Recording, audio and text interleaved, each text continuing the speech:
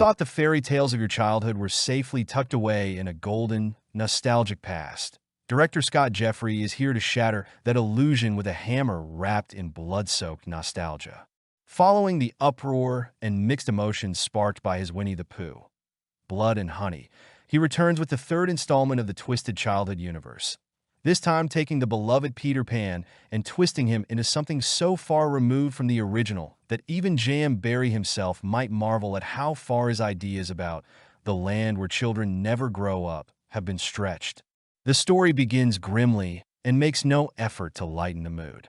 Wendy, Megan Placido, embarks on a harrowing search for her younger brother Michael, who has been abducted by Peter, Martin Portlock. Far from the cheerful boy in green tights, this Peter resembles a Joker-like figure trapped in a bargain bin carnival.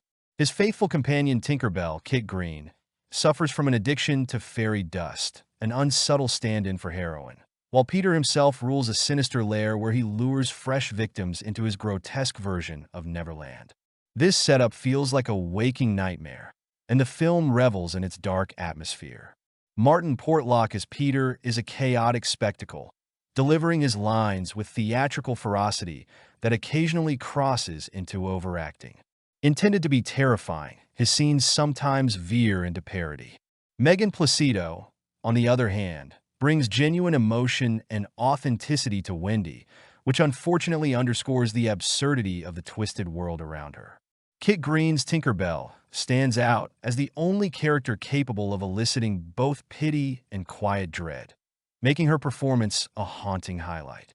Visually, the film borrows heavily from the grimy aesthetic of Rob Zombie thrillers, though budget constraints hold it back.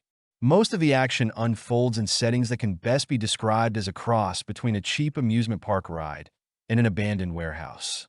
The camera lingers on grimy details, walls smeared with dirt and blood, or battered toys scattered around Peter's lair.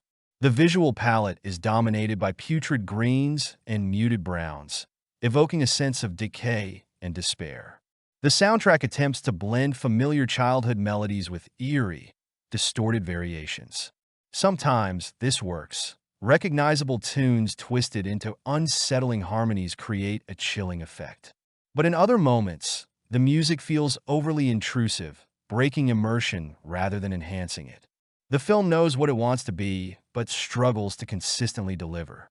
Its strongest moments come when the grim aesthetic and unexpected plot twists align to genuinely shock the viewer. However, Nightmare in Neverland suffers from pacing issues, with many scenes dragging on too long and horror elements becoming repetitive to the point of losing their impact. Attempts to add depth through themes of addiction and mental health fall short, remaining superficial.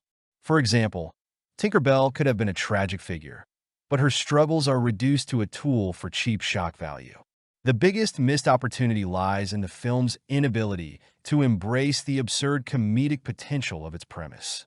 Moments that could have become cult classics or viral memes are presented with such deadpan seriousness that they lose their humor entirely. Verdict: absurd darkness for a niche audience.